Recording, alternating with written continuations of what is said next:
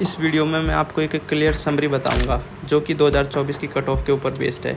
इसमें हम राउंड 1 की closing rank and last round 4 की क्लोजिंग रैंक्स एंड स्कोर्स हम देखेंगे।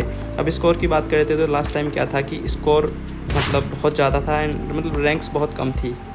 मींस बहुत ज़्यादा मार्क्स थे बट रैंक उनकी थी वो मतलब बहुत ही ज़्यादा थी। तो रैंक्स स्कोर की हम यहाँ पे बात नहीं करेंगे क्योंकि इस बार है वो मार्क्स कम है बट रैंक अच्छी खासी आई है उसी मार्क्स पर। तो स्कोर एंड रैंक्स की बात करते हैं तो डेटा अनमैच हो सकता है, तो इसमें हम रैंक्स की बात करते हैं।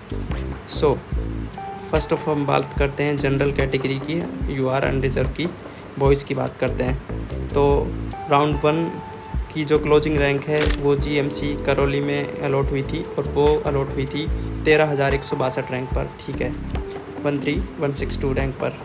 एंड मार्क्स हम इसमें नहीं देखेंगे क्योंकि वो थोड़ा सा 670 के समथिंग थे, बट उससे थोड़ा क्या है कि अच्छा आइडिया नहीं लग पाएगा क्योंकि इस बार मार्क्स और पहले के मार्क्स में बहुत डिफरेंस है।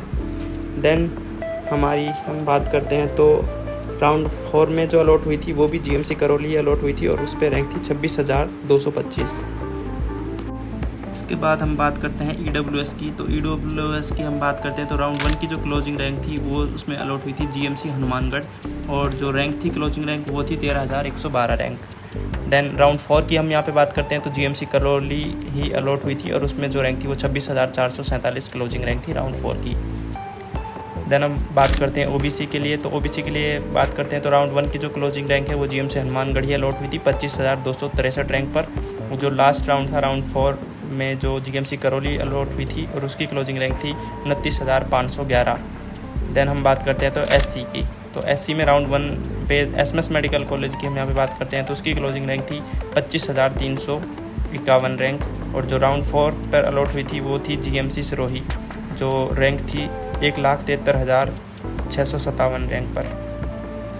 देन एसटी की बात करते हैं तो राउंड 1 में एसएमएस मेडिकल कॉलेज है वो 1,30,305 रैंक पर अलॉट हुआ था एंड राउंड 4 पे जो क्लोजिंग रैंक थी जीएमसी नागपुर अलॉट हुई थी 3,22,344 रैंक पर।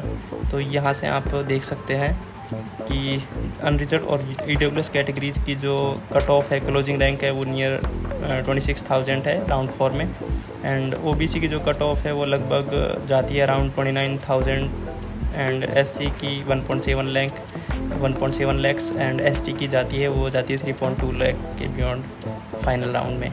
सो यहाँ से आप आइडिया लगा सकते हो कि कितनी रैंक्स पर है वो आपको है मेडिकल कॉलेज वो मिल जाएगा राजस्थान का। सो आई होप कि इससे आपको बहुत ज़्यादा हेल्प मिलेगी काउंसलिंग में। काउंसलिंग की बात करते हैं तो सबसे पहले रजिस्ट्रेशन होगा एमसीसी की वेबसाइट पर। तो रजिस्ट्रेशन होने के बाद चॉइस फिलिंग होती है, देन चॉइस लॉकिंग होती है, देन राउंड्स ऑफ काउंसलिंग होते हैं।